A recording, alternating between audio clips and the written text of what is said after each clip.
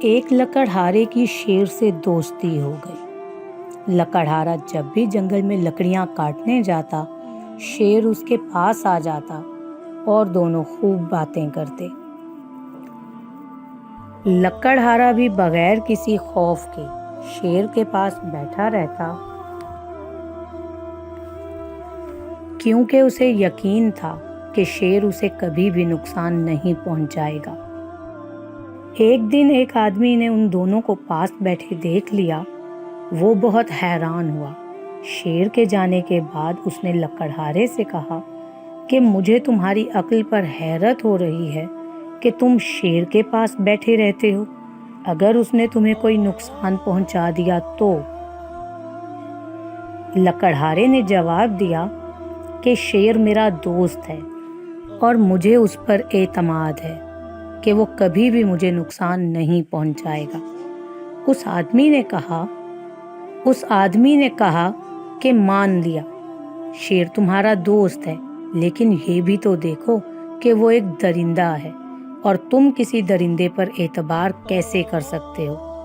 اس کو جب کہیں اور سے خوراک نہ ملی تو وہ تم پر بھی حملہ کر کے تمہیں اپنی خوراک بنا سکتا ہے۔ لکڑہارے نے کہا کہ بات تو تمہاری ٹھیک ہے، وہ ایک خون خوار درندہ تو ہے، چلو میں آئندہ احتیاط کروں گا۔ اتفاق سے لکڑہارے کی یہ بات شیر نے بھی سن لی۔ اسے بہت دکھ ہوا۔ اگلے دن جب وہ لکڑہارے سے ملا تو اسے کہا کہ میری کمر پر کلہاڑی سے وار کرو۔ لکڑہارے نے حیرانی سے پوچھا، پاگل تو نہیں ہو گئے تم؟ میں تم پر کیوں وار کروں گا؟ لیکن شیر بضد رہا کہ نہیں، مجھ پر ایک وار کرو۔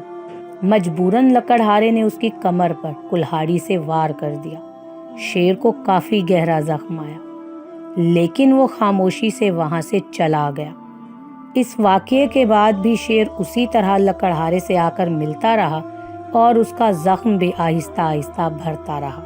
جب زخم بالکل بھر گیا اور نشان بھی ختم ہو گیا تو اس نے لکڑہارے سے کہا، دیکھو، تم نے اپنے کلہاڑے سے مجھے جو زخم لگایا تھا وہ بالکل بھر گیا ہے، اس کا نشان بھی باقی نہیں رہا، لیکن تم نے اس دن مجھے درندہ کہہ کر اور میری دوستی پر شک کر کے اپنی زبان سے جو زخم لگایا تھا وہ آج بھی تازہ ہے۔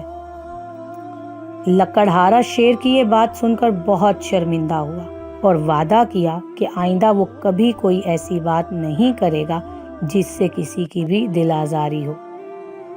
آج ہم لوگ بھی اپنا محاسبہ کرتے ہیں کہ ہم نے اپنی زبان سے کتنے لوگوں کو تکلیف پہنچائی، کتنے لوگوں کا دل دکھایا اور کتنے لوگوں کو ذلیل کیا۔